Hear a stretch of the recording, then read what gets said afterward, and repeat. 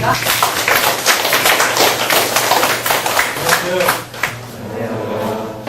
반갑습니다.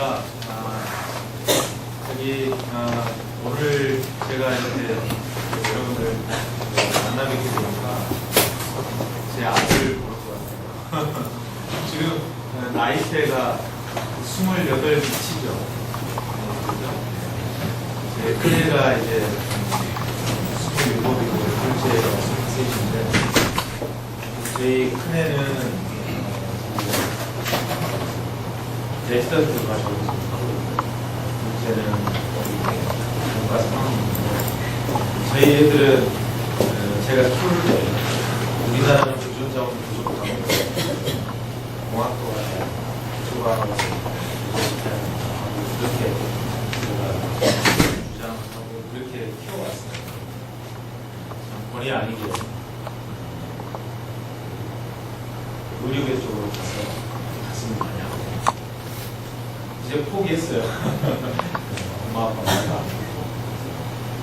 그쪽 분야에서 우리나라를 인내기 위해서 열심히 하고 여러분들 개인사 가슴이 뭉클합니다. 저도 역시 국립대를 나왔어요. 전남대학교 계산통계학과. 그때 당시는 전산과가 없었습니다. 여기 지금 과가 다 전산과 쪽인가요? 컴퓨터과학과. 혹시 컴퓨터과학과가 아닌 분이 사람 모르시나요? 무슨 과가? 심리학과. 인문 쪽에 오셨네요. 심리학과.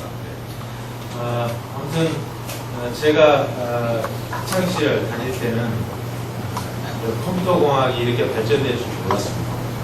그때 당시는 제가 워낙 어렵게 살아서 저는 이제 사관학교를 지원했었는데 의도치 않게 사관학교를 못 가게 돼서 국가에서 국비로 지원해주는 학교도 선정돼서 가다 보니까 그때 당시 학비를 낼 돈이 없어서 전남대학교 수학계열을 다녔다.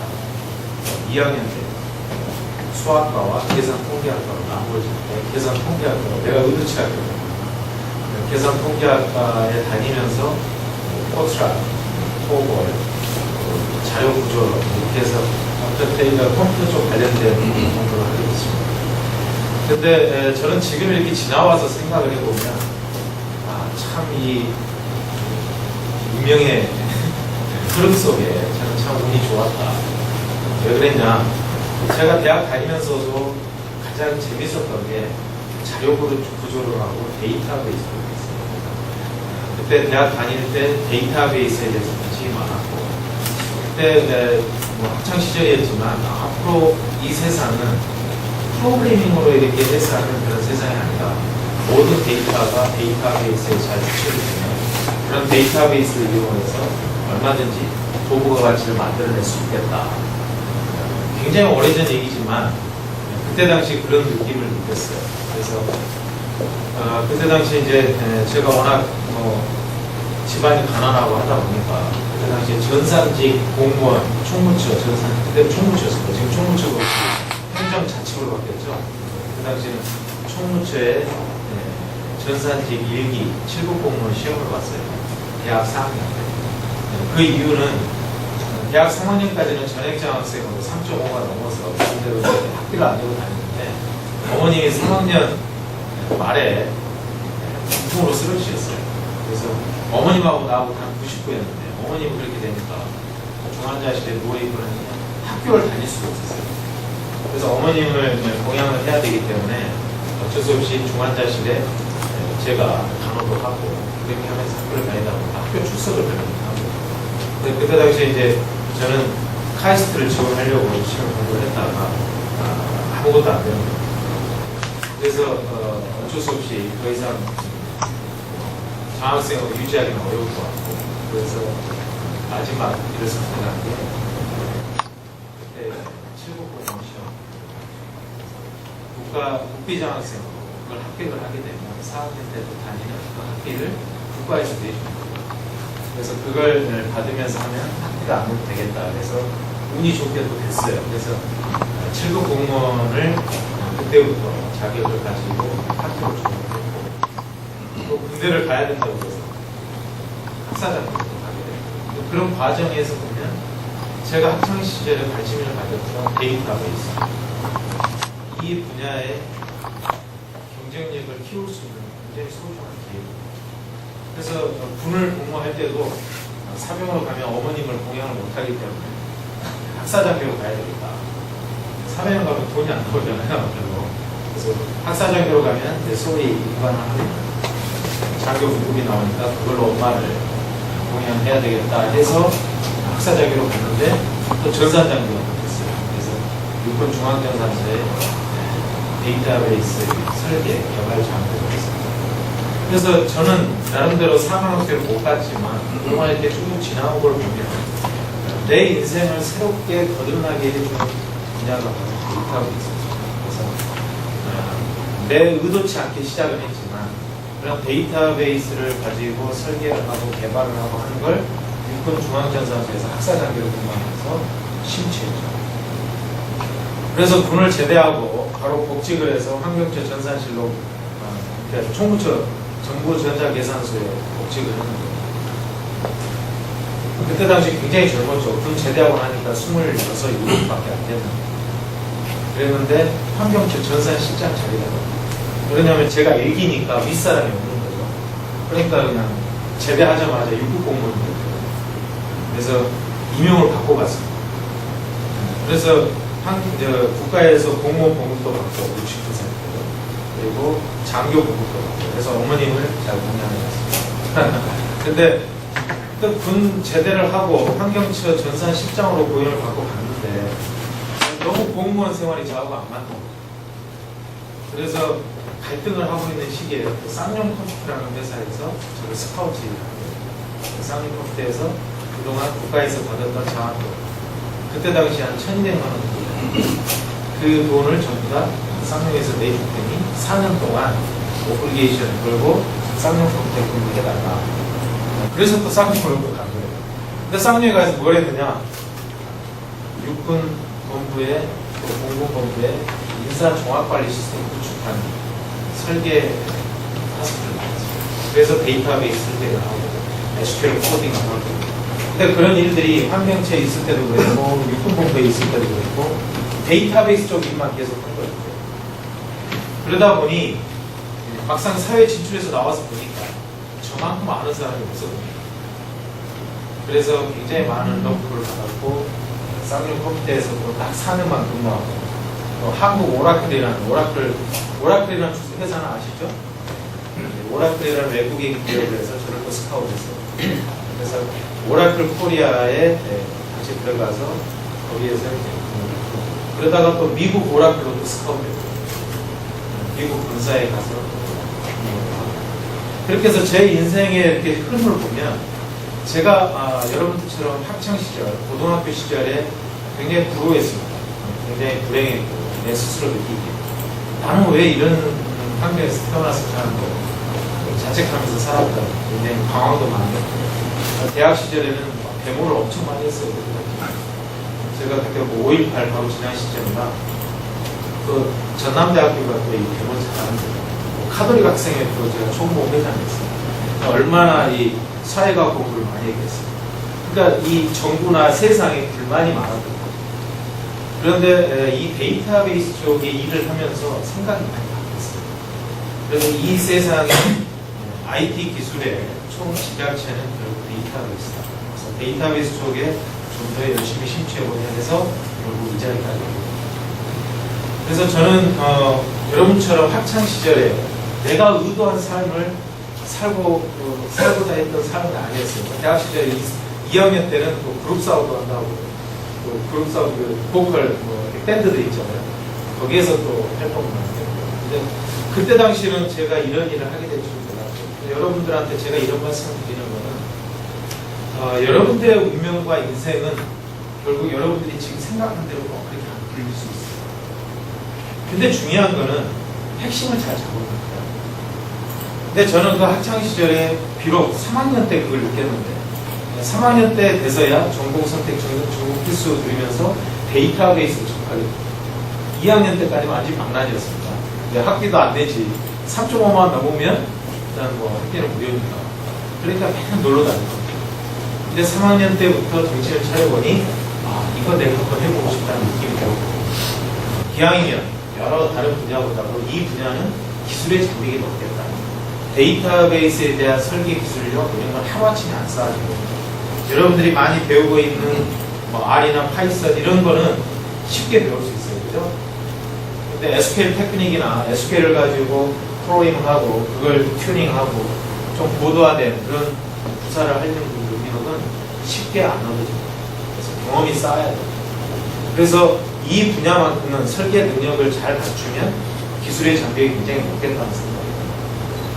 그래서 오늘 여러분들 첫 시간 그러니까 수업 시작하면서 제가 모두발언으로 이렇게 말씀을 드리는 것은, 여러분들한테 제가 오늘 무슨 말씀을 드리겠습니까? 여러분들한테 굉장히 뭐 기술적인, 제가 이제 특강이나 강의를 많이 나가는데, 국민대학교에서도 대학원 강의를 했는데, 기술적인 난이도 있는 얘기보다는 오늘 여러분들한테는 허심탄회하게 내가 여러분 젊었을 때, 그리고 여러분들이 지금 앞으로의 미래를 위해서 어떤 생각을 가져야 되느냐, 절대 포기하고 좌절하지 말라고. 여러분들 이런 생각도 가끔 하시는 분들이 있어요. 나는 지방대 나왔기 때문에, 여러분 사회 현상이 지방대 출신은 별로 구성하지 않는다. 지금 세상 많이 바뀌었습니다. 저희 회사도 인재를 뽑을 때 학력, 학교 출신, 그 사람의 개인 신상 이거 다 가리고 뽑아요. 그거 필요 없다는 거예요. 결국 저희 회사의 인재들이 이렇게 자라오는 걸 보면, 오히려 지방대 굉장히 고등학교 성적순으로 보면, 입학하는 그런 성적순으로 보면 왜 이 학교에 갔을까 이런 생각이 드는 그런 출신 학교의 학생들이 훨씬 더 서울대 나온 우리 직원들보다 훨씬 더 뛰어난 영향을 발휘하더라. 그래서 저희 회사는 지역, 학력 모든 걸 다 초월해서 뽑습니다. 근데 저희 회사만 그런 게 아니라 모든 회사가 다 그렇게 하고 있어요. 그리고 앞으로 머지않아 그거는 모든 공공기관부터 시작해서 모든 기업이 다 그렇게 돼요. 그러니까 여러분들이 이 가슴에 뭘 가지고 살아야 되느냐, 내가 살 곳은 반드시 있다. 내가 먹고 살 거 이 세상에 왜 없겠냐. 근데 내가 먹고 살 무기를 가져야 돼. 근데 그 무기 중에 오랫동안 서바이벌 할 수 있는 무기를 뭘 선택하느냐. 단순히 프로그램 언어, 랭귀지를 배워서 그걸 가지고 전문가가 되는 거 누구나 쉽게 할 수 있어요. 근데 오늘 제가 여러분들한테 낸 주제가 여기 4차 산업혁명 시대는 데이터 전문가의 정성시대다, 이걸 가지고 말씀드리는 이유는 데이터 분야만큼은 하루아침에 극복하기 어려운 기술의 장벽이 있습니다. 근데 한번 그걸 어느 정도 선에 올라가면 그만한 대우를 받고 오래 갑니다. 그래서 우리 아들들이 왜 의대로 갔을까요? 제가 그렇게 기초과학을 발전시켜야 된다, 뭐 공학도가 돼야 된다 이런 얘기를 그렇게 어렸을 때부터 얘기했음에도 불구하고 결국 큰애는 재수하면서 바뀌었어요. 원래 자기가 지원했던 그 공대를 떨어지고 재수하면서 대선 학원에 다니면서 자기하고 같은 학교과를 지원했던 애가 중간에 휴학을 하고 다시 그 학원에 왔거든요. 왜 하냐고. 그러니까 안 되겠어. 나중에 취업이나 이거 생각하면 그대로 가야 되겠다. 그래서 왔다. 그러니까 큰애도 거기에 바이러스 된 거예요. 근데 나중에 얘기하겠지만 저는 아들들한테 그래요. 너희들 앞으로 어떻게 먹고 살래? 이런 얘기를 합니다. 이제 세상이 바뀌었다. 그래서 저는 지금이라도 늦지 않았으니까 의학도 중에서도 인공지능이나 이런 쪽으로 아직 컴퓨터공학을 조금 공부해서 그런 쪽으로 좀 노력을 해보는 게 어떻겠냐 하고 얘기를 하는데 듣지도 않습니다. 굉장히 보수적이에요. 그래서 앞으로 여러분들이 이제 한 5년, 10년 후를 내다보면 세상은 완전히 바뀌어 있을 거예요. 지금 바뀌고 있는 이 흐름이 너무나 빨라요. 저는 이 분야에서 일하고 있지만 제 스스로도 겁이 납니다. 그 정도로 빠르게 바뀌고 있기 때문에 여러분들의 미래는 여러분들의 무기를 어떤 걸 갖느냐에 따라서 앞으로 완전히 달라지는 세상을 여러분이 누리게 됩니다. 그 중에 선택했으면 하는 게 바로 데이터입니다. 자, 오늘 여러분들한테 같이 얘기하려고 하는 4차 산업혁명 얘기 한번 잠깐 해보겠습니다. 여기 사진 속에 나오는 인물 아시는 분 손 한번 보세요. 네, 누구예요? 크라우스 슈트. 크라우스 슈바츠? 슈밥. 네, 슈밥. 크라우스 슈밥이라는 다보스 포럼의 기조연설을 했던 다보스 포럼의 회장입니다. 세계 경제인 포럼이라는 건데 해년마다 한 번씩 연초에 2월달에 스위스의 다보스에서 포럼이 열리죠. 근데 이 크라우스 슈밥 회장이 작년 초에 얼마 오래되지도 않았어요. 작년 초에 4차 산업혁명에 대한 얘기를 꺼냈습니다. 그래서 이 4차 산업혁명은 우리에게 쓰나미처럼 급속하고 있고 이게 우리의 모든 시스템을 순식간에 다 바꿀 것이다. 그리고 이 변화의 규모와 범위의 복잡성은 우리 인류가 그전에 경험했던 거와는 차원이 다를 것이다. 라고 예고를 했습니다. 근데 이 얘기가 나온 지가 뭐 한 6, 7개월밖에 안 됐는데 이미 4차 산업혁명 얘기가 오픈화되고 있습니다. 그리고 우리가 느끼고 있는 현실을 보면 여러분들도 이거는 뭐 말 안 해도 아시다시피 굉장히 빠르게 바뀌고 있습니다. 그러면 우리가 1차 산업혁명은 뭐예요? 전기기가 발명. 배웠죠? 2차 산업혁명은 전기의 발명. 그죠? 그리고 3차 산업혁명은 컴퓨터 산업혁명. 4차 산업혁명은 우리가 살고 있는 지금 현재 IoT, 사물인터넷, 인공지능, 로봇, 자율주행 제도들의 4차 산업혁명. 근데 이 산업혁명의 시기를 지나오는 리드타임 보면 1차 산업혁명에서 2차 산업혁명까지 가는 데는 150년 걸리고 2차에서 3차는 70년 그리고 3차에서 4차까지 오는 데는 40년밖에 안 걸렸습니다. 그러면 이 시기를 보면 앞으로 한 20년 후에는 무슨 일이 벌어질까? 인공지능과 로봇이 합체가 돼서 터미네이터 같은 그런 존재와 우리가 싸우고 있을 수도 있어요. 그죠? 핵전쟁이 문제가 아닙니다. 그 정도로 빠르게 바뀌고 있다. 그래서 그동안 예전에는 오토매틱 컨트롤의 어떤 관점을 가지고 저걸 목표로 해서 뭔가 사회 현상이 돌아갔다면 그 다음에는 우리가 얼마 전까지 얘기했던 스마트 시대였어요. 똑똑해진 거. 그래서 스마트폰이 이렇게 빨리 확산되고 보편화될 줄 누가 알았겠어요? 10년 전에. 그죠? 그러니까 그런 세상이 굉장히 빠르게 지나갔고 이제 앞으로는 결국 지능화 시대다. 그래서 요즘 뭐 인공지능 얘기도 많이 나오고 있고 여기에 혈안이 돼서 모든 기업들이 앞다퉈서 전쟁을 치르고 있고 인지를 하고 있습니다. 자, 이 4차 산업혁명의 큰 층사진을 한번 볼까요? 여기 보면 뭐 홈 오토메이션, 자율주행차, 뭐 로봇 이런 인간 사회에서 돌아가는 모든 사회 현상들이 ICT가 없으면 안 돌아갑니다. 그죠? 이 컴퓨터 ICT가 없으면 이 공기가 없으면 살 수 없듯이 살 수가 없는 세상이 되고 있어요. 그런데 이 환경에서 어마어마한 데이터들이 떨어지고 있습니다. 흘리고 있고 모든 사람들, 인간들이 데이터를 흘리고 여러분이 사진 하나 찍는 것도 마찬가지고 수많은 데이터가 모든 인류 현상에서 쏟아지고 있고 축적되고 있고 그런 데이터들이 어마어마한 스토리지인 무한대 클라우드에 쌓이고 있고 그런 데이터를 가지고 결국 정형, 비정형 모든 데이터를 빅데이터라고 그러죠. 그 데이터를 가지고 인공지능이 머신러닝 하고 있죠. 데이터를 가지고 데이터가 스스로 학습을 하고 있어요. 그러면서 인간보다 더 똑똑해지는 인공지능이 만들어지고 있습니다. 그래서 우리 인간이 판단하고 의사결정했던 걸 인공지능이 대신하는 세대가 지금 다가오고 있습니다.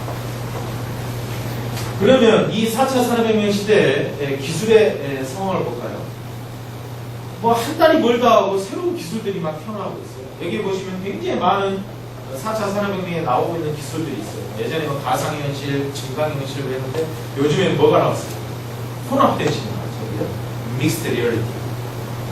그러니까 가상현실과 증강현실을 짬뽕을 해서 혼합현실 기술이 이제 또 보편화돼서 나옵니다. 그것뿐만 아니에요. 심지어는 여러분들 이 세상에서 가장 큰 숙박업체가 어디예요? 이 전 세계에서 가장 큰 숙박업체. 모르세요? 에어비앤비. 네. 에어비앤비 여행을 앞으로 이제 사회생활 하시면서 여행을 하다 보면 에어비앤비를 많이 이용하게 될 텐데 에어비앤비를 보면 호텔이 있어요, 리조트가 있어요. 아무것도 없잖아요, 그죠? 에어비앤비가 가지고 있는 건 뭐예요? 데이터 플랫폼. 수요자와 공급자가 자기가 필요한 데이터를 올려서 그 데이터 서비스 플랫폼 하에 올려놓기만 하면 뭐가 만들어져요? 마켓이 만들어져요. 즉 지금의 전 세계 최대 숙박업체는 에어비앤비는 자기네가 호텔을 가지고 있지도 않고 리조트를 가지고 있지도 않고 다만 데이터 서비스 플랫폼 하나로 오늘의 에어비앤비가 하나 또 다른 예를 볼까요? 우버 택시. 우버 택시가 전 세계 가장 큰 트랜스포테이션 컴퍼니가 된 거죠. 네. 근데 그 우버 택시가 뭘 발표했어요? 얼마 전에? 내년 초에 수직 이착륙기를 띄우겠다고 했어요. VTOL. 네. VTOL이 수직 이착륙기거든요. 그러니까 택시 서비스를 하는 거를 우버 택시도 택시가 있어요? 정비소가 있어요? 아무것도 없잖아요.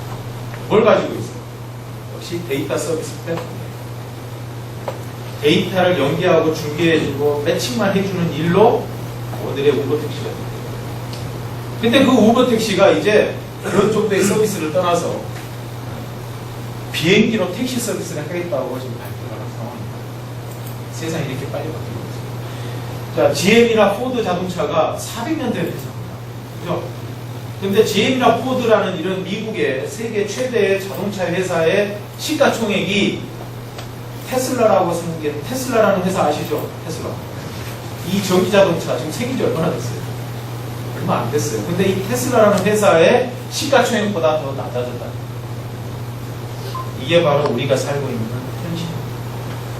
그래서 테슬라에서 만드는 자동차는 이제 자동차가 아니에요. 뭐예요?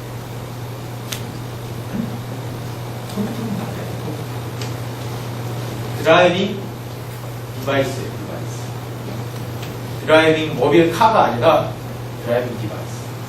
그래서 컴퓨터로 모든 게 다 조정이 되고 자율주행이 되고 하는 차가 이제 앞으로 보편화될 거예요. 그래서 이러한 이 기술들이 가만히 보면 자기 혼자의 뭔가의 독자적인 기술로 뭔가 부가가치를 만들어낸 게 아니라 이런 새로운 기술들이 서로 융합해서 새로운 비즈니스 파워를 만들어낸 거예요.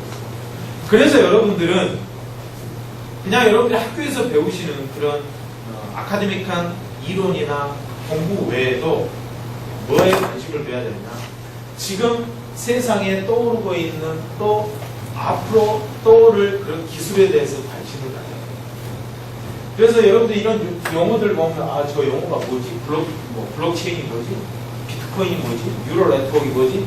이런 용어에 대해서 그 용어에 대해서도 충분히 이해하고 이런 기술들을 어떻게 하면 융합을 해서 그동안 만들어내지 못했던 새로운 비즈니스 파워를 만들어낼까 이런 생각을 하셔야 됩니다.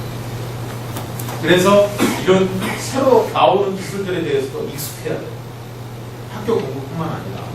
그러니까 산업도 굉장히 빠르게 변하고 있어요. 예전에는 뭐 대기업이 오랜 기간 동안 전략 기획 부서에서 아이디어를 내고 전략을 수립해서 보완한 다음에 상품을 출시해서 수요자들이 벌떼처럼 달려와서 사가고 하는 그런 세상이 아닙니다. 품종 소량 생산을 하고 있죠. 뭐 때문에? 3D 프린터 때문에. 그죠? 그 3D 프린터라고 해서 한때 뭐 우스갯소리도 많이 나왔는데 그 3D 프린터라는 기술들이 인간 세상을 다 바꾸고 있어요. 그래서 여러분들이 생각하는 상상만 하는 것도 다 만들어지고 있습니다. 그리고 수요가 공급을 리드하고 있어요. 그죠?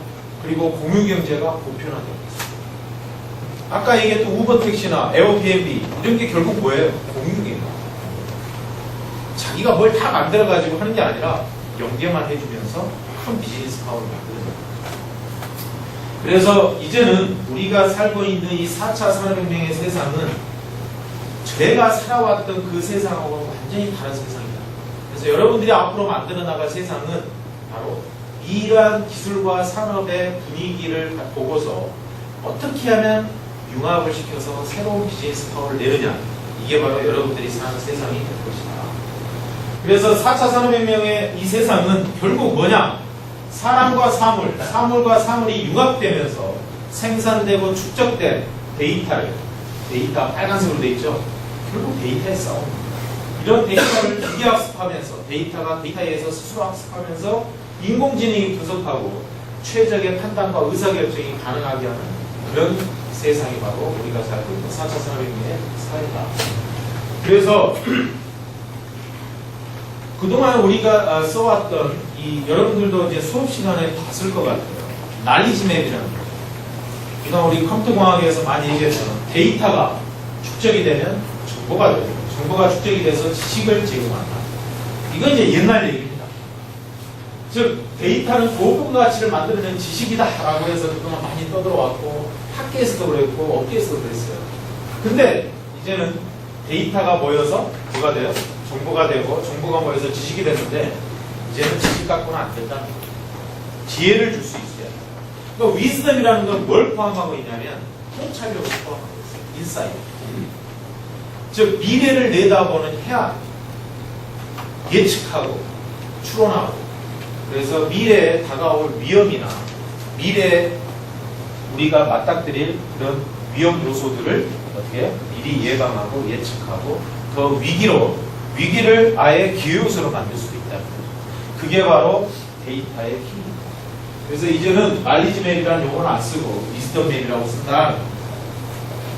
자, 그동안 IT 강자들의 면모를 볼까요?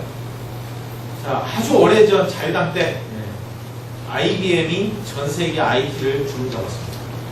아시죠? IBM이 ICT의 최고 강자자리였습니다. 그때 당시 IBM은 우리 하드웨어만 사면 소프트웨어는 그냥 띄워줄게 이런 세상이었어요. 그래서 IBM 하드웨어만 사면 소프트웨어 필요한 것들 다 그냥 공짜로 띄워준다. 그래서 IBM만 사면 IBM을 벗어날 수가 없었어요. 그래서 IBM을 신뢰했던 거예요. 그래서 IBM이 천하를 호령하고 했던 시대가 있었습니다. 즉 결국 돈은 하드웨어에서 나온다라는 걸 IBM이 증명해 준 거죠. 하드웨어가 돈이다. 그 다음에 나타난 강자가 마이크로소프트. 하드웨어 가면 갈수록 기술의 발달에 따라서 가치는 떨어질 것이고 결국 무한 가치의 파워는 소프트웨어다. 소프트웨어가 바로 돈이 될 것이다 하고 마이크로소프트가 증명했습니다. 그래서 1위 자리에 올라갔어요. 그래서 오늘의 마이크로소프트는 조금 찌그러졌지만 그때 당시에 마이크로소프트가 전성기를 구가했습니다. 그 다음에 나타난 게 뭐예요? 구글입니다. 구글이 나타나면서 마이크로소프트가 펼쳤던 그런 정책을 뒤집어 놨어요. 마이크로소프트는 OS도 소프트웨어도 모든 애플리케이션 모든 게 폐쇄가 됐어요. 공개형 정책이 아니에요. 마이크로소프트 OS도 윈도우 OS 오픈했어요? 공개 안 했잖아요. 근데 구글은 거꾸로 생각하는 거예요. 오히려 공개를 함으로써 많은 애플리케이션 개발자들이 그 공개된 소프트웨어 하에서 더 많은 앱을 창출해낼 것이고 그런 시너지 파워가 더 커질 것이고 부가가치가 더 커질 것이다. 결국 공개만이 살 길이다. 그래서 구글은 공개 소프트웨어 정책을 펼쳤습니다. 그러면서 구글은 뭘 했어요? 하드웨어고 소프트웨어고 이게 돈이 아니라 결국 돈이 되는 건 차별화다.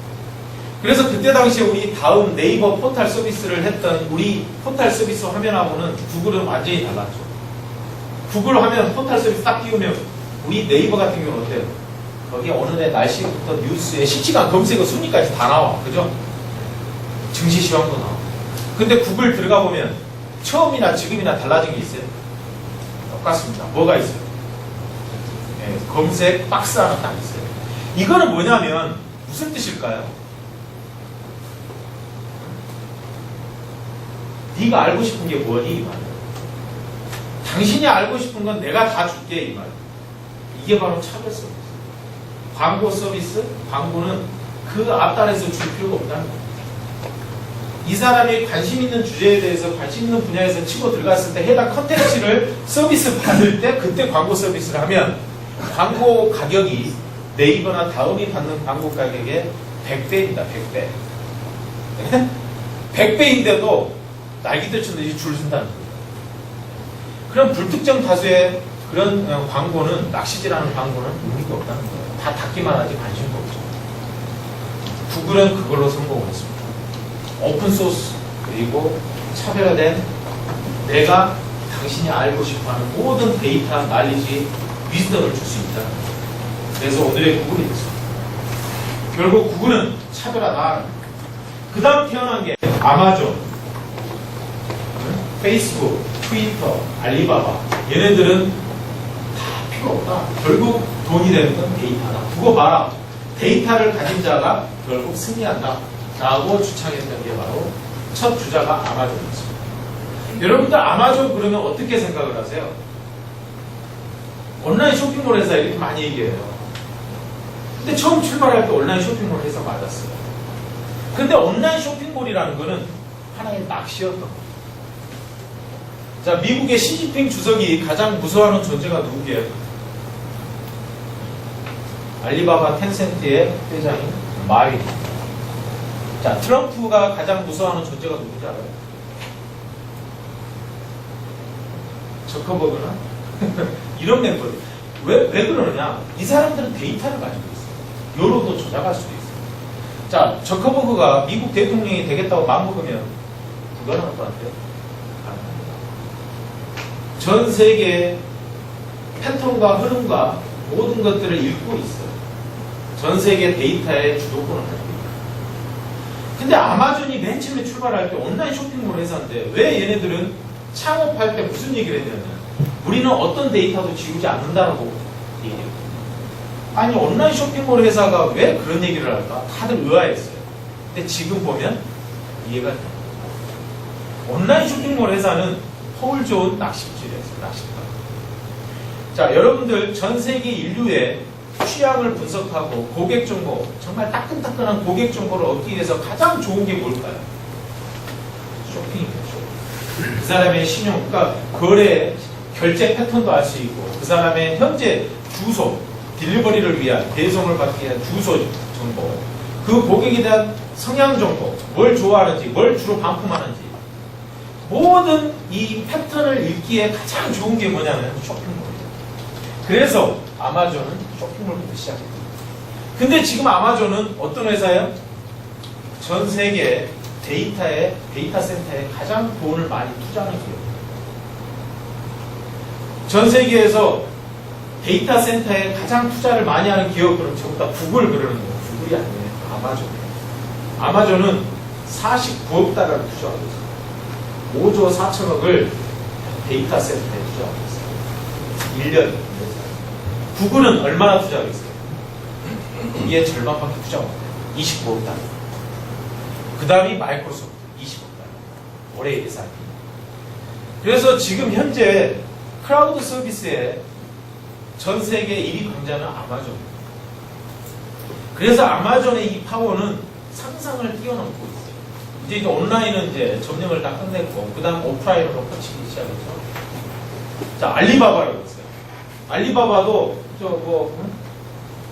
그 온라인 쇼핑몰 텐센트부터 시작해서 이렇게 시작했던 거는 온라인 쇼핑몰이었어요. 그죠? 근데 지금 알리바바는 어떤 회사예요? 인공지능 전문 회사예요. 세계 최고예요. 끔찍합니다. 그래서 알리바바가 가지고 있는 이 데이터 파워는 아마존과 경쟁을 할 수 있을 만큼 금방 큽니다. 그래서 우리는 정신 바짝 차려야 됩니다. 우리나라가 가지고 있는 네이버, 카카오, 이거는 게임이 안 돼요. 전 세계를 무대로 데이터를 가지고 전쟁을 할 수 있는 지금 현재로서는 비교할 수 있는 기업은 삼성전자밖에 없습니다. 그게 이제 빅스비의 데이터가 얼마나 축적이 되고 쌓일지는 앞으로의 숙제지만 결국 데이터를 통해서 왜 모든 기업들이 음성인식 비서를 왜 만들까요? 어제 뉴스에 그게 나오더라고. 그 9.11 신고를 자기가 알아서 해서 했다고 그러는데 자기가 알아서 한 게 아니라 어떻게 한 거예요? 막 싸우는 얘기 중에 경찰에 신고했냐고 남자가 막 물어보고 하니까 거기에서 얘가 전화를 걸어줬고 신고센터. 근데 인공지능이 지금 데이터가 주고 우리나라에서도 빅스비라든가 SK텔레콤의 누구라든가 이런 게 모든 세계의 IT 강자들이 제일 먼저 음성인식 비서를 왜 먼저 출시할까요? 그거는 뭐겠어요? 세상을 빨리 이해하고 고객을 이해하고 세상에 인간들이 뭘 주문을 던지고 있고 뭘 물어보고 있고 뭐에 관심이 있는지 즉 데이터를 확보하기 위한 하나의 창구였거든요. 그래서 SK텔레콤의 우리 집에 있어요. 저 집에 들어가면 아리아 나 오늘 굉장히 피곤해 그러면 아리아가 답을 해요. 피곤하실 땐 쉬시는 게 최고예요. 누가 그걸 원했어요? 아주 답답한 놈. 근데 이 아리아는 지금 아주 초보 단계 유아밖에 안 돼요. 근데 내가 계속 질문을 던지면 질문들에 대한 답이 달라지고 있어요. 즉 그런 질문에 대한 답에 대해서 만족도나 그런 상황에 대해서 그 다음 피드백이 왔을 때 이런 걸 보고서 어때요? 데이터 학습화를 하고 있다. 그래서 앞으로 1년, 2년 후에는 이 음성인식 비서의 능력치가 굉장히 많이 높아집니다. 그래서 아마존도 그렇고 알리바바에서 만든 것도 그렇고 다 모든 음성인식 비서는 결국 데이터를 확보해내기 위한 수단에 불과하다. 그래서 이렇게 아마존, 페이스북, 트위터 얘네들이 데이터가 결국 돈이다 라는 거를 얘기하니까 구글도 마이크로소프트도 또 IBM도 우리도 그렇게 동의해 하고 이제 전부 다 옮겨갔습니다. 그래서 지금은 전 세계는 데이터에 젖어 있어요. 그래서 누가 데이터의 패권을 가지고 있느냐가 전 세계 IT를 분리합니다 하는 거는 누구도 부인하지 않습니다. 그래서 하나의 데이터가 어떤 역할을 하느냐, 결국 이 데이터를 가지고 분석해서 의사결정을 하려고 하는 거잖아요. 그래서 경제학 용어 중에 액션 디스턴스라는 게 있어요. 오랫동안 써왔던 용어죠. 하나의 비즈니스 사건이 발생을 해서 필요한 조치까지 이루는 시간, 이걸 액션 디스턴스라고 하는데 기업 경쟁력을 판단하는 척도라고 얘기했습니다. 그래서 얼마만큼 이 액션 디스턴스가 짧냐 하는 게 기민한 기업이다. 의사결정이 빠른 기업. 그런데 하나의 사건이 발생해서 데이터가 지연되면 분석이 늦어질 것이고 분석이 늦어지면 의사결정이 늦어지겠죠?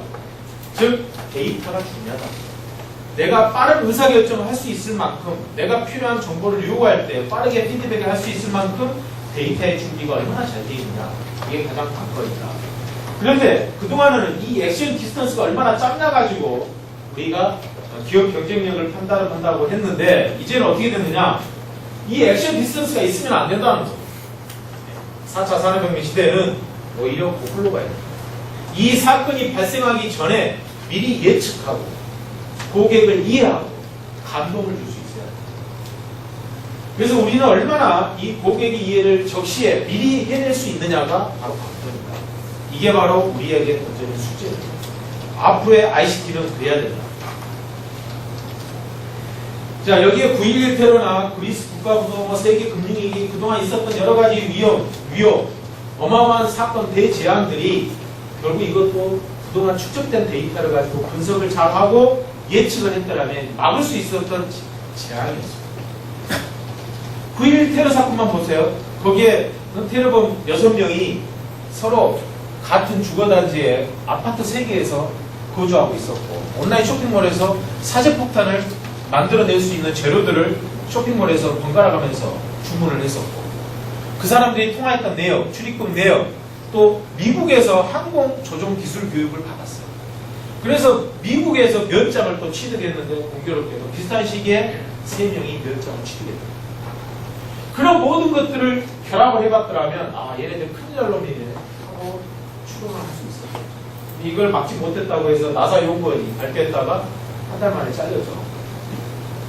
그래서 그 사람이 지금 구글에 가서 있다고 했죠.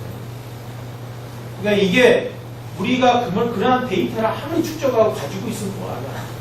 그런 데이터를 활용을 해서 잘 분석해서 예측하고 추론할 수 있어야 된다. 마찬가지로 그리스 국가부도도 얼마든지 예측할 수 있을 거예요. 우리나라의 경제 상황 이것도 미래를 예측하고 있죠. 즉 막연한 예측, 과거 관행과 경륜과 경험치에 근거한 상황 파악 조치는 이제는 옛날 얘기다. 그렇게 해서는 이미 끝난다. 우리한테는 미리 사전에 위험을 인식, 추론, 예측, 관리해서 다가올 위기를 최소화하고 위기를 기회 요소로 만들어낼 수 있어야만 된다.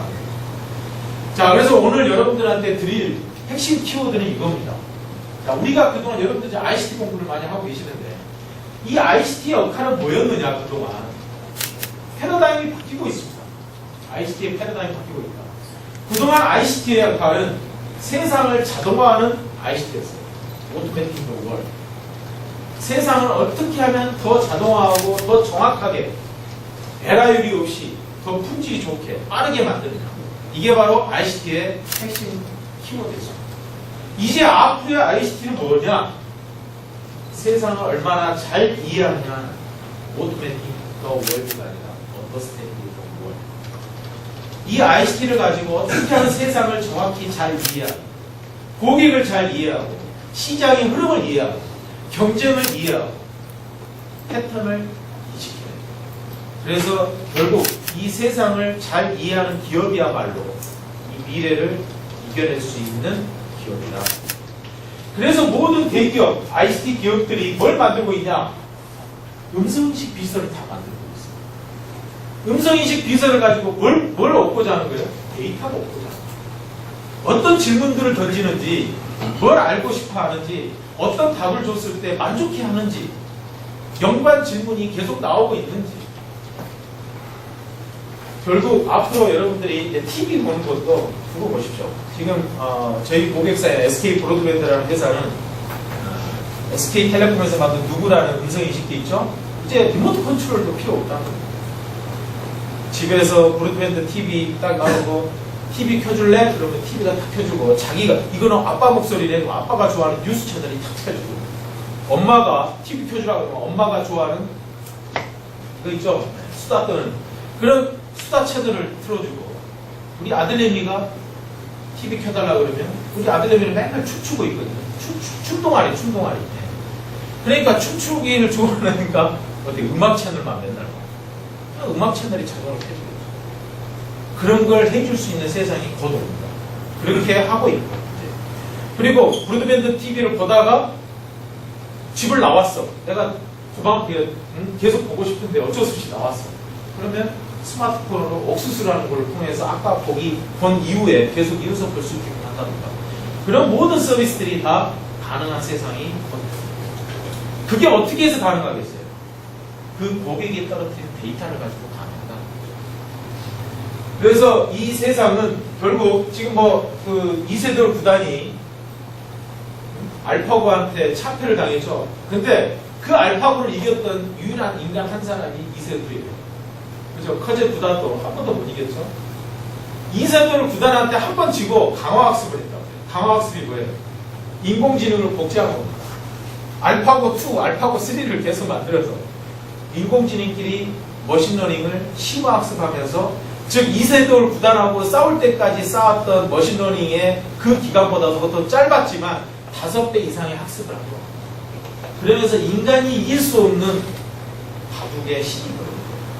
그러니까 알파고는 어땠어요? 이제 바둑계를 떠났습니다. 결국 인간은 나를 상대할 수 없구나. 떼거리로 다 붙어도 안 되는구나. 이제 알파고는 어디로 갔어요? 인간의 생명을 구해보겠다 해서 우리로 갔어요. 자, 우리가 이렇게 겪고 있는 세상이 이게 지금 미래 얘기가 아니라는 거예요. 그죠? 현실 얘기. 현실 얘기고 여러분들이 앞으로 결국 디지털 트랜스포메이션 요즘 얘기 많이 합니다. 모든 기업들이 디지털 트랜스포메이션 막 얘기를 하는데 결국 이 디지털 트랜스포메이션의 핵심은 뭐냐? 진화다. 인텔리전스. 그러니까 진화가 되기 위해서는 뭐가 필요하느냐? 데이터가 필요합니다. 데이터가 아주 조그만 데이터나 잘못된 데이터 가지고는 안 됩니다. 고품질의 아주 풍부한 데이터를 가지고 학습을 해야 되기 때문에 결국 앞으로의 경쟁력은 데이터다. 그래서 불가능하다는 인간밖에 못한다는 그런 전문가 영역도 제가 아까 했죠. 우리 아들들 빨리 좀 전공을 바꿨으면 좋겠다고 제가 얘기했죠. 의료, 인공지능이 다 흡수하고 있습니다. 그래서 의사도 지금 걱정이 태산인 거예요. 오히려 IT 쪽에 여러분들이 공부하고 있는 인공지능이나 이런 쪽을 공부하고 있는 여러분들의 미래가 훨씬 더 밝다.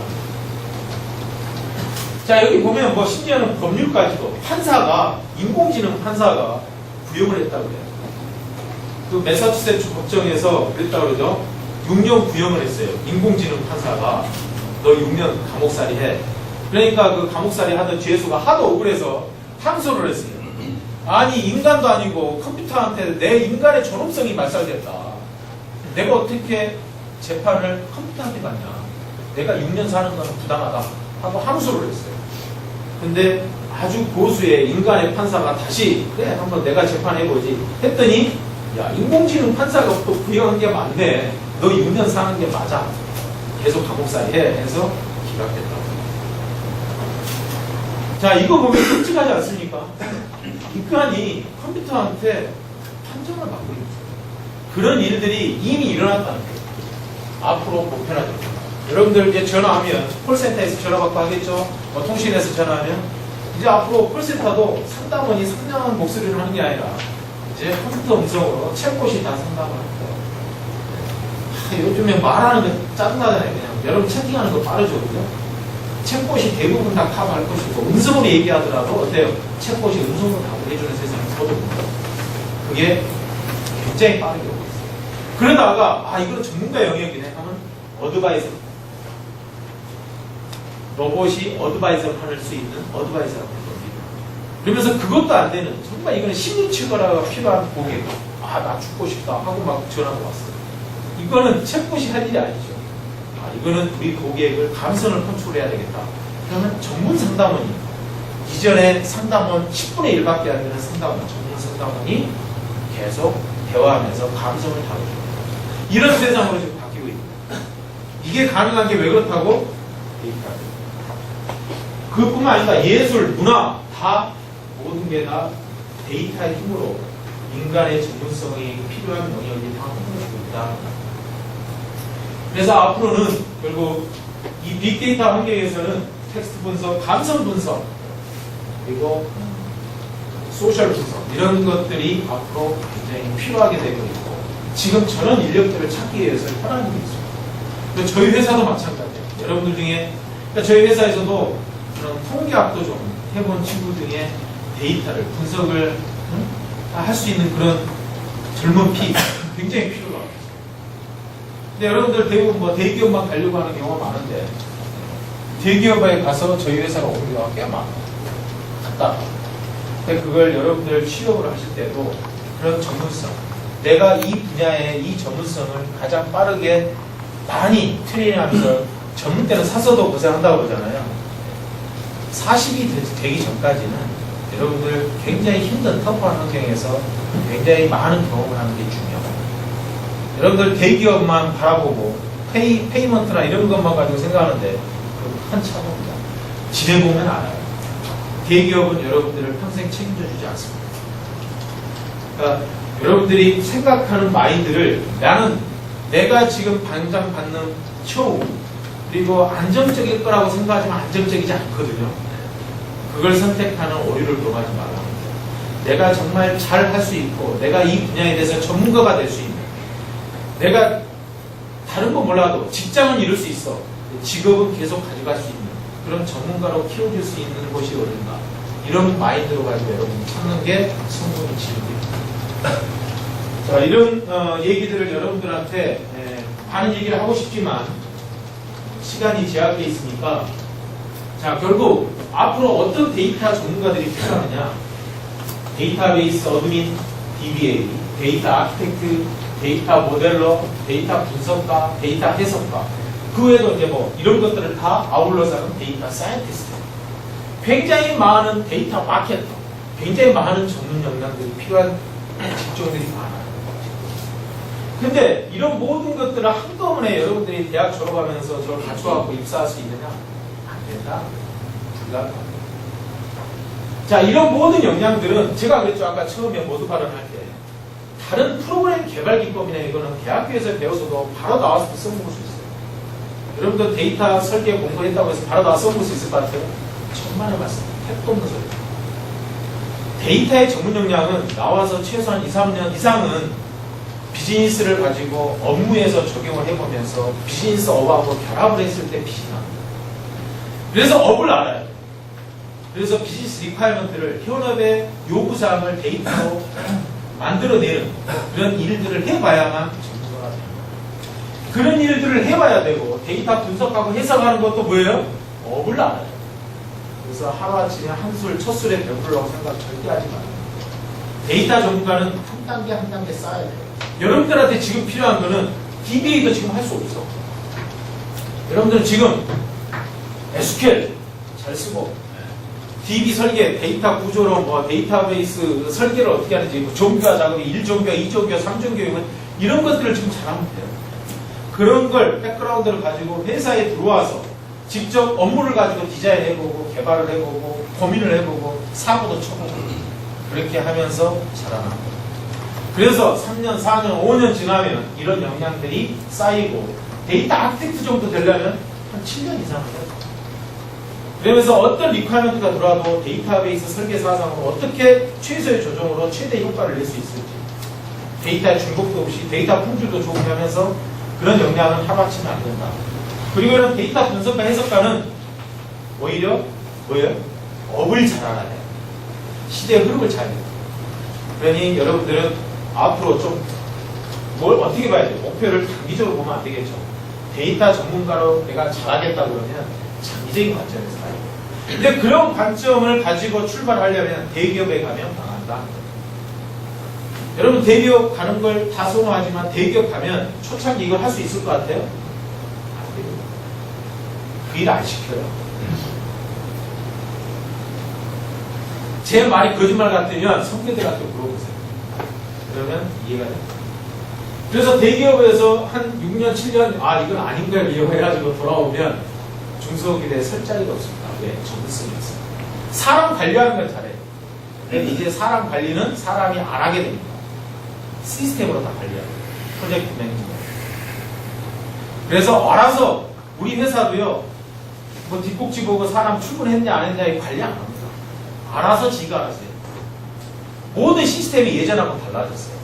재택근무도 필요해요. 그러니까 뒷꼭지 보고 앉아서 관리하는 세대가 아니라는 거예요. 여러분들이 앞으로의 미래를 위해서 지금 미국에서도 2018년이면 데이터 분석 전문가가 44만 49만 정도가 더 필요한데 실제는 18만 명밖에 안 나온다는 거예요. 얼마나 부족하겠어요. 우리나라는 어떻겠냐고. 우리나라는 더 심각해요. 그래서 앞으로 우리 현재 데이터 직무인력의 수입에 비해서 공급이 너무나 부족하기 때문에 심각한 정도입니다. 그래서 제가 지금 데이터 산업협회 수석 부회장이거든요. 제가 계속 지금 홍보하고 하는 것도 젊은 인재들이 이 데이터 분야의 미래 비전을 가지고 좀 많이 대시하고 어플라이를 해줬으면 좋겠는데 조금 하다가 지쳐가지고 가거든요. 왜? 처음에 힘들거든요. 근데 그 한 4, 5년만 참으면 되는데 그 4, 5년은 못 참아요. 그래서 저희 회사는 일부러 인문계 출신을 많이 뽑았어요. 지금도 뽑은 직원들이 있고. 그래서 인문계 출신이 왔는데 인문학적인 교육을 학교에서 교육받고 왔는데 그 인문학적인 교육을 받고 막상 IT로 와봤더니 IT가 도다지가 아닌 것 같아요. 왜? 너무 심한 산비 같다는 그런 느낌이 드는 거예요. 매일 뭐 야근하고 이런 일이 많은 거예요. 그 과정을 그 인내력을 가지고 그 위험한 시기를 버텨야 되는데 여러분들 앞으로 어디를 가시든 5년은 난 죽었다고 생각을 하셔야만 전문가의 대회에 올라설 수가 있어요. 그렇지 않으면 꿈도 끼지 마십시오. 절대 그게 저절로 얻어지는 게 아니다. 특히 데이터 분야. 그래서 이 2016년도 이 데이터 백세에 보면 지금 데이터 직무 인력이 어느 정도 되고 앞으로 인력 부족이 얼마나 부족하다는 게 이렇게 어마어마하게 부족하다. 심지어 데이터 사이언티스트는 이렇게 많이 부족해요. 근데 데이터 사이언티스트는 하루아침에 만들어지지 않는다 그랬죠. 데이터 분석 능력도 뛰어나야 돼, 해석 능력도 뛰어나야 돼, 데이터 아키텍트 능력도 있어야 돼, IT와 현업, 비즈니스를 모두 아우르는 총합적인 역량이거든요. 데이터를 가지고 미래를 추측하고 예측하고. 그게 하루아침에 되겠냐고. 그 정도 되려면 거의 7년, 8년, 10년은 돼야 돼요. 그러니까 어때요? 지금 이 리퀘어먼트가 나온 지가 얼마 안 되다 보니까 태도적이에요. 사람이 없어요. 그 외에 여러분들이 이걸 먼저 보지 마시고 지금 어때요? 데이터 개발자, 데이터 엔지니어 이런 쪽부터 출발하셔야 돼요. 저는 이 얘기를 왜 하느냐? 이게 현실적이에요. 여러분들이 이거 건너뛰고 안 하고 SQL도 모르고 이거 할 수 있으냐? 못해요. 허물 막히는 거예요. 그래서 그런 목표를 가지고 여러분들이 미래를 좀 디자인했으면 좋겠고요. 여기에 뭐 얼마 전에 디지털타임스의 7월 5일자 지난주에 나온 뉴스예요. 뭐 외국계 헤드헌팅 업체 관계자는 지금 뭐 연봉 10년 경력자가 연봉 7천만 원, 8천만 원 아닙니다. 이 정도 경력되고 10년 경력자하고 데이터 전문가면 저거 이상 받아요. 저희 회사에서도 연봉 저거보다 더 많이 줘요.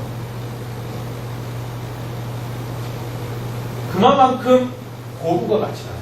여러분이 데이터 역량만 가지고 있으면 저희 회사가 아마 개조월 신입 초봉이 정확히 잘 모르겠는데 한 3,500 되나? 예, 3,500 정도 되는데 이 신입에서부터 올라가는 그 수준을 보면 저희 회사의 연봉이 1억이 넘는 사람이 수두합니다. 여러분들 의사가 연봉 1억 넘는 사람들 되려면 어느 정도 경력 쌓아야 돼요? 옛날 같지 않아요.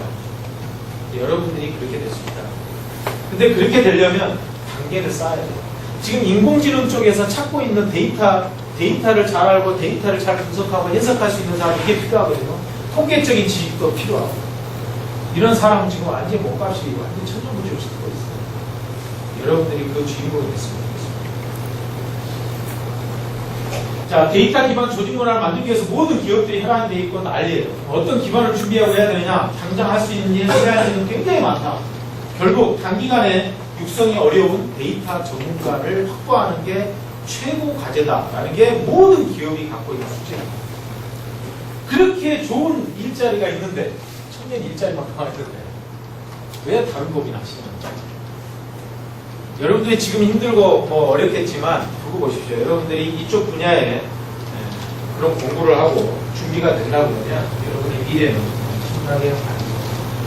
그럼 나는 지금 아까는 이제 통계학과 나왔다고 그랬죠? 저도 계산 통계학과인데 통계학과 안 나와서 데이터 분석하고 해석하려면 알고리즘을 분석하고 분석 모델을 만들고 해야 되니 통계적인 지식이 있어야 된다고 봤는데 통계적인 지식 그렇게 풍부하게 많이 없어 보여요. 여러분들이 교양 선택으로 들은 정보만 가지고 다. 자, 여기에 지금 이게 누구예요? 여기에 그림에 나온 사람.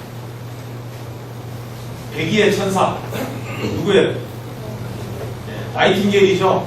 이 나이팅게일이 영국 왕립학회에서 준 통계학 학위를 받았어요. 통계학 영국 왕립이 굉장히 그 명예로운 데 아니에요. 영국 왕립의 통계학회의 회원입니다. 근데 통계학 공부를 했느냐? 그냥 안 했죠. 통계학 통짜도 몰라요. 근데 왜 영국 왕립학회에서 그렇게 통계학회에서 이렇게 학위를 주고 회원으로 영입을 했느냐? 이 나이팅게일이 그 전쟁에서 크림 전쟁에서 많은 병사들이 총을 맞고 들어와서 계속 죽어나갑니다. 왜 이렇게 치료를 하고 하는데도 죽을까? 그래서 고민 끝에 뭔가를 그림을 그려봤어요. 이게 이제 로즈 차트라고 유명한 로즈 차트. 그래서 여러분들 검색해서 찾아보면 나와요. 이 로즈 차트가 나이팅게일이 만든 거예요.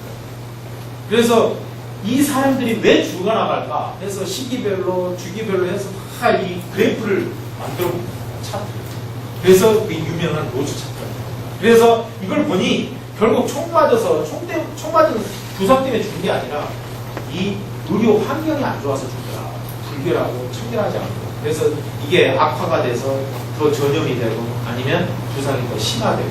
그래서 이 환자들을 살리려면 의료 환경부터 개선해야 되겠다 하고 왕립학회에 보고를 하면서 이 로즈 차트를 가지고 설명을 합니다.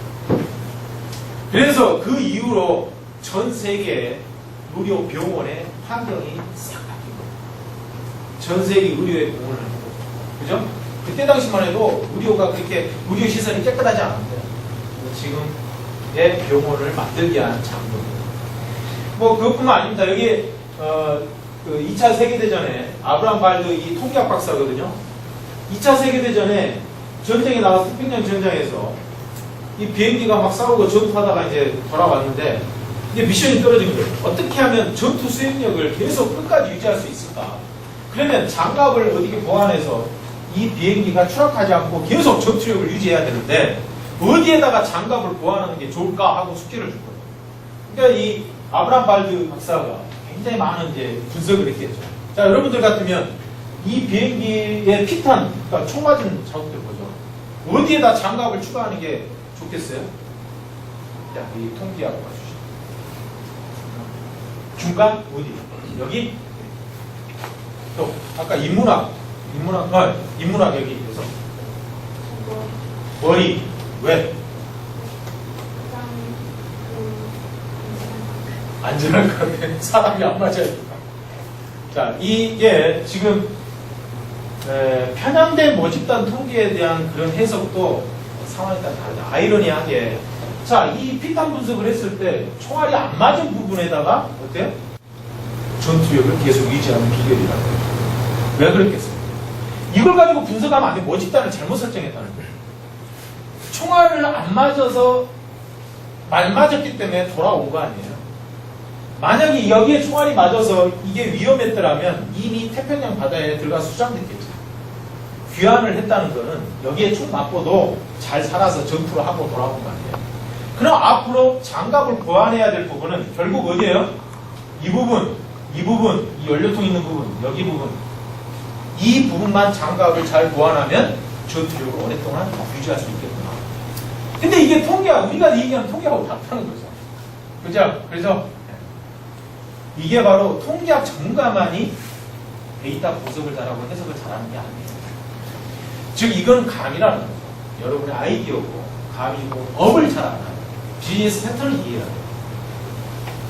자, 오늘 여러분들한테 전달할 특강 내용은 여기까지 하고요. 결국 여러분들이 앞으로 사회에 진출하셔서 뭔가 직업을 선택하고 직장을 가고 이렇게 하는데 저는 직장보다는 직업을 선택하고 항상 강조합니다. 직업을 선택하는 기준은 내가 정말 이 직업을 선택을 했을 때 얼마만큼 오래 서바이벌 할 수 있냐, 그리고 이 일을 가지고 행복할 수 있느냐, 그만한 대우를 받을 수 있느냐, 이런 측면에서 여러분들이 잘 선택하셨으면 좋겠습니다. 자, 제 특강은 이걸로 마치고요. Q&A 시간 참 짧게, 시간이 벌써 11시네. 많이 길어졌네요. 혹시 짧게 질문하실 거 있으면 한두 분. 예. 지금 부전 지역에서 수시 채용하고 있는 걸 알고 있는데, 예? 부전 지역에서 수시 채용하고 있는 걸 알고 있는데, 예. 모집 붐을 보니까 컨설팅하고 애플리케이션 분석 설계 개발자 있는데, 아까 대표님께서 말씀하신 그 데이터 엔지니어나 데이터 개발자 되려면 어느 부분에 지원을 해서 성장하는 거예요? 저희 회사에 이제 중부지사가 있어요. 회사 본사가 있고, 중부지사에는 지금 인원이 10명 조금 넘는 정도 수준인데, 중부지사에 골고루 다 필요합니다. 지금 뭐 정확한 이제 중부지사에서 공고를 낸 내용을 내가 정확히 모르는데, 중부지사에서는 제일 먼저 필요한 게 데이터베이스를 잘 다룰 수 있는 SQL 패턴이 뛰어난 사람. 그러면서 또 DB 설계, 데이터베이스 설계에 대한 역량을 그러니까 와서 트레이닝 다 하죠. 실제 저희가 프로젝트에 들어가서 트레이닝이 되니까. 그래서 아마 충남대 출신이나 아마 뭐 중부 지역의 출신 학생들이 저희 회사의 직원으로 지금 채용돼서 일을 하고 있는 걸 알고 있는데, 분야는 굉장히 다양합니다. 나는 애플리케이션만 굉장히 개발을 잘한다. 자바 프로그램을 굉장히 잘한다. 그것도 오케이. 근데 오히려 저희 회사의 컬러는 저희 회사가 데이터 전문 컨설팅 비즈니스를 하는 회사의 주역이지만 아예 데이터베이스를 잘 아는 회사가 SI 개발까지를 다 해달라고 공공기관이나 이런 쪽에 저희 회사의 주사업자를 맡기는 경우가 많아요. 제발 주사업자로 들어와달라. 그래서 개발업체를 아웃소싱을 해서 다른 협력사를 이용해서 하긴 하나 안 되겠더라는 거죠. 아웃소싱을 주고 프리랜서를 쓰니까 품질이 안 나와요. 그래서 애플리케이션 개발 역량도 뛰어난 사람도 우리 직원으로 육성을 해야 되겠다. 그래서 이제 애플리케이션 개발 쪽에 인력도 뽑는 거고요. 그래서 아무튼 뭐 모든 분야에 데이터 모델링을 잘해보고 싶다 하는 사람도 좋고요. 일단 저희 회사는 들어오면 만들어집니다. 그러니까 또 들어오면 힘듭니다. 어느 정도 일정 기간 동안은 정말 힘들 거예요. 여러분 아마 충남대 나와서 입사한 선배도 있을 거예요. 근데 그 선배를 통해서 물어보셔도 웬만한 다른 중소기업보다 상당히 힘들다. 복지총은 굉장히 좋아요.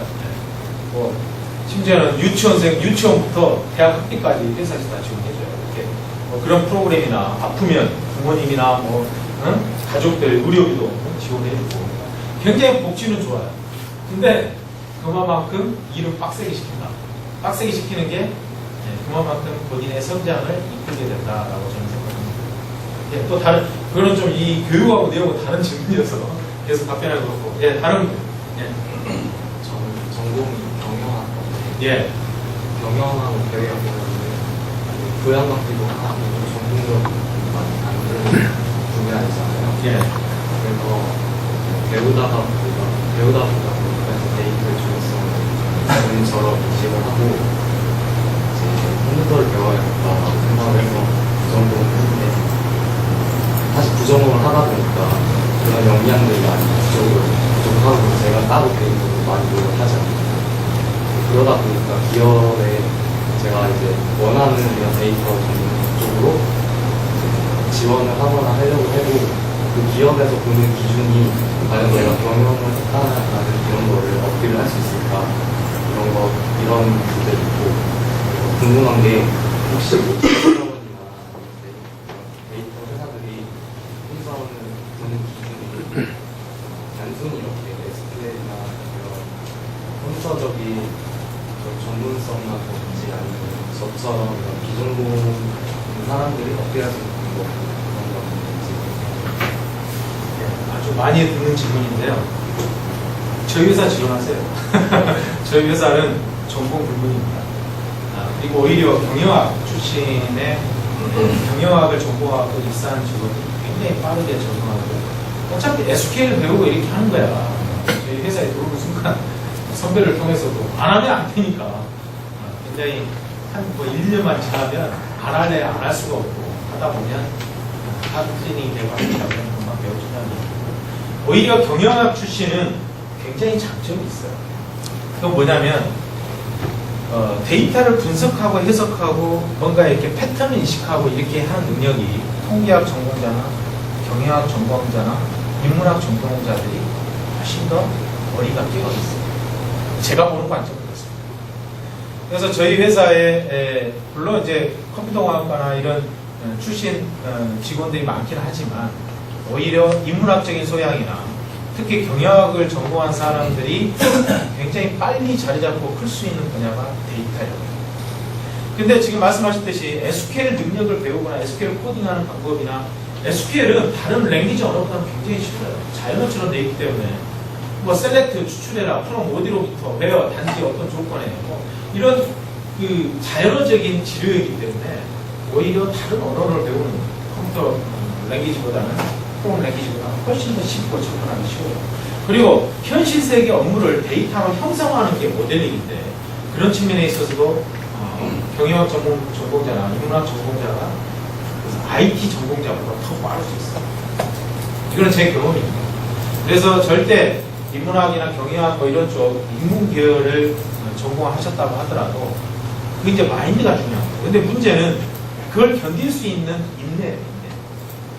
내가 IT 전공자들에 비해서 IT 부분에 그런 기술이 필요하잖아요. 컴퓨터 아키텍처도 좀 이해를 할 줄 알아야 되고 뭐 데이터를 설계만 하고 뭐 하면 그림만 그리고 끝나는 게 아니고 구현돼서 돌아가려면 인터페이스하고 있는 모든 것들을 경험을 하고 컨설턴트까지 되려면 IT 기술을 알아야 되고 그러니까 들어와서 IT 전공자들이 2, 3년 동안 했던 것보다 더 짧은 시간에 1년 안에 그런 능력을 커버하려면 캐치업을 하려면 더 많은 노력을 해야 돼요. 근데 그 인내를 못 견디고 떠나는 사람도 꽤 있어요. 이거는 내가 할 길이 아닌 게 하고 다른 직원, 그런 직원이 있어요. 실제 저희 회사에 인턴으로 들어왔다가 뭐 저희 회사에 인턴 제도로 운영하는데 못 견디는 사람도 있고 아니면 그걸 가지고 아주 성공적으로 잘 극복해서 오히려 지금 모델링 과정까지 들어가서 4년밖에 안 했는데 그렇게 하는 직원도 있고 그래서 그거는 사람의 차이입니다. 그러니까 그 마인드 적극성 얼마나 가지고 인내심을 가지고 하느냐. 근데 실제 공부하는 것과 여러분들이 학교에서 3년 배울 거를 박사 필드에 나와서 저희 회사가 프로젝트에 들어가서 한 1, 2년 하잖아요. 뛰어넘습니다. 왜? 그렇게 안 하면 안 되니까. 그래서 거기에서 버티기 위해서 자기가 해야 되고 회사에서도 트레이닝을 하고 또 필요한 교육도 시키고 하면서 트레이닝 되기 때문에 안 할 수가 없고 너무 그런 데는 전혀 걱정 안 하셔도 됩니다. 근데 우리 회사만 그런 게 아니라 우리 데이터 산업협의회 각 그 회사에 저보고 막 추천해달라고 자꾸 얘기를 하는데 거기서도 다 마찬가지예요. 인문학 쪽, 인문계 출신의 그 사람을 많이 추천해달라고. 그러니까 사고가 인문학적 소양을 가진 사고가 많이 필요한 거예요. 그건 뭐냐면 사회 현상을 이해하고 예측하고 하는 데는 IT 전공자나 이공계보다는 그쪽이 더 나아요. 생각의 발상이 틀려요. 비즈니스 아이디어를 만드는 것도 틀려요. 근데 IT 전공자들은 굉장히 딱 각이 져 있어요. 내가 이 얘기를 해도 저도 답이 됐습니까? 다른 빠주시 네? 뽑아주기만 하면 그거야 이제 걸릴 것 같아요. 시도를 한번 해보시고요. 저희 회사뿐만 아니라 굉장히 좋은 기업들, 데이터를 전문 기업으로 하는 기업들이 굉장히 많고요. 그런 기업들에서 여러분들 굉장히 많이 기다리고 있습니다. 다만 이제 거기에 대해서 이제 경쟁에서 이기고 선발이 되느냐 그 과정은 또 다른 문제고, 근데 저희 회사에서는 그런 청년 인재들을 많이 필요로 하고 있습니다. 그래서 제가 또 충남대 와서 이런 특강을 했는데 지사장이 기다리고 있거든요. 직원들 다 모아놓고 같이 사장 왔다 같이 밥 먹자고 기다리고 있는데 제가 얘기해놓을게요. 충남대에서 혹시 빅데이터 청년 일자리 연계 사업에 교육을 받고 지원을 하면 특별히 좀 신경 써라 얘기하고 있습니다. 그럼 되겠습니까? 자, 다른 질문 없이 그 다음에 또 다른 수업이 마지막 질문 드리겠습니다. 제가 저번에 교수님이랑 수업을 받았는데 교수님께서 말씀하시는 그 먹고 살려는 문제를 어떻게 가고 싶어서 교수님께 어떻게 하면 부족 그 질문을 드리거든요. 여쭤봤어요. 교수님께서는 그 대학원을 가라 숙사 가라 이렇게 하라 그런 식으로 말씀하시더라고요. 그래가지고 저는 또 생각 좀 다르게 신고를 해야 실력이 좋은 거 그래서 생각하는데 과연 이제 회사에서 메이커 쪽에 설명하는 게 나은 방법이 대학원을 진학하는 게 제가 답변하기가 참 곤란한데 지금 녹화되고 있나요? 예, 녹화되고 있습니다.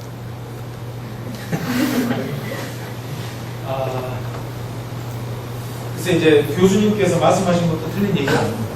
저도 이제 뭐 석박사 과정, 통합 과정도 강의도 하고 이렇게 겸임 교수로 일하면서 그런 얘기도 많이 하고 있는데,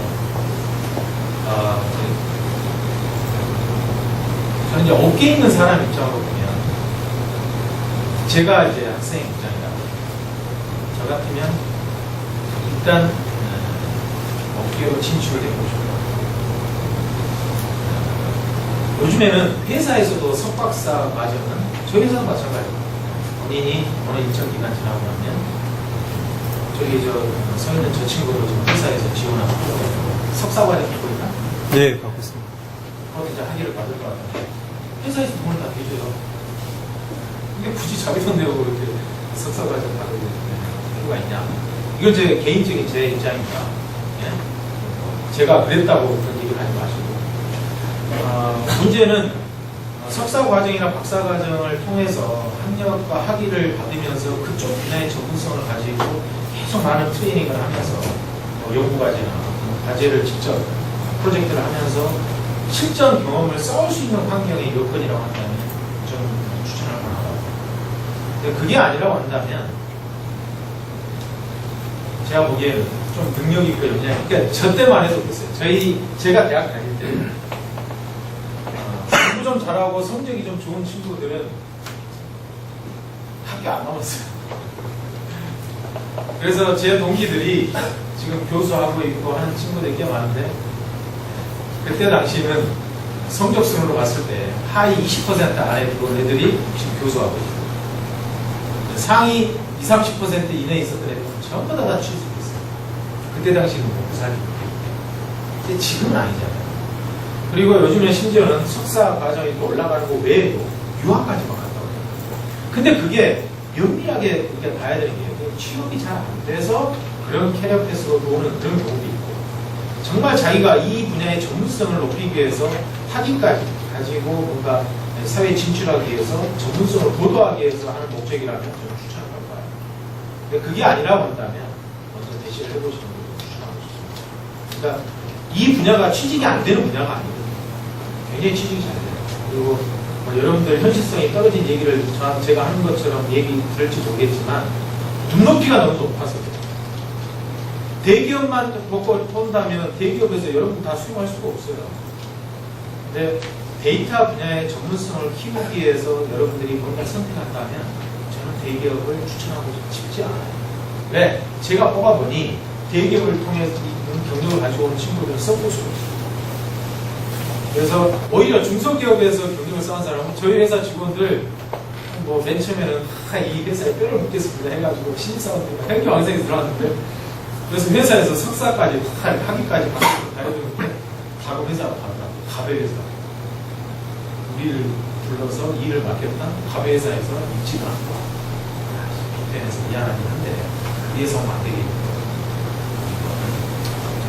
홍콩 회사 11번 가라고 아무튼 이런 대기업으로 다 뽑혀가지고 여러분 생각 잘해야 됩니다. 대기업에 갔다가 중소기업에서 썩을 사람만 뽑지. 자,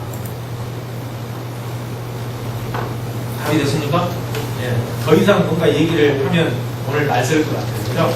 여러분들도 지금 끝내야 되는 시간이 오바해서 그러니까. 오늘, 여러분들 좀 도움이 되셨어요? 네. 앞으로 푸른 꿈을 가지시고, 그리고 인내심을 가지셔야 됩니다. 그리고 제가 강조한 거 있죠? 직장을 생각하지 마시고 직업을 생각하시고 그리고 정말 지금 단기간에 안 되는 걸 좀 먼 미래를 목표로 보고 좀 길게 보고 좀 인내를 하면서 그거 말고 5년만 참아보세요. 그러면 여러분들 내 얘기했던 걸 정말 고마워요. 여러분들의 친구들 동기의 몸값하고 여러분들의 몸값은 완전히 차이가 나겠습니다. 자, 앞으로 큰 미래가 기다리기를 기도하겠습니다. 수고하십시오.